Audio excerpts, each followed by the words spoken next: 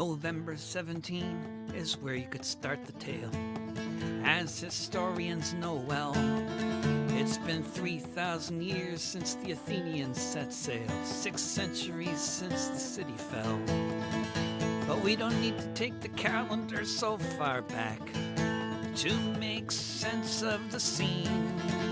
We can start in 73 when the soldiers attacked on November 17. On November 17, there had been thousands in the street. A rising against the junta had begun, occupying buildings, marching on their feet by the time the day was done. Tank treads on the campus of the university. It looked like a scene from a war.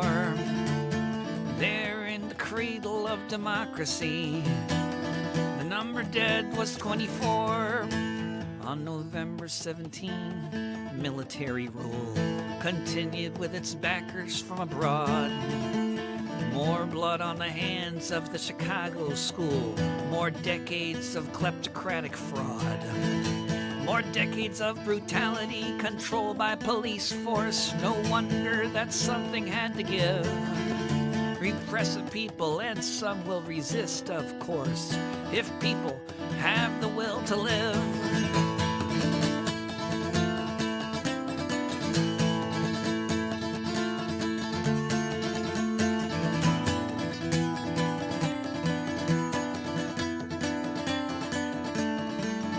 On November 17, after so much blood was spilled, no surprise that soon after that day, in the armed resistance, the first man killed would be the station chief of the CIA.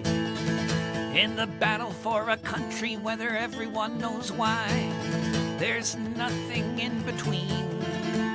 Actions have consequences, sometimes people die, just like on November 17. On November 17, as the years ensued, the November 17 group disbanded. 19 years ago in 2002, just as the government demanded, Dimitris Koufontinas turned himself in, there by the Aegean Sea, still paying the price now for the original sin of 1973. On November 17,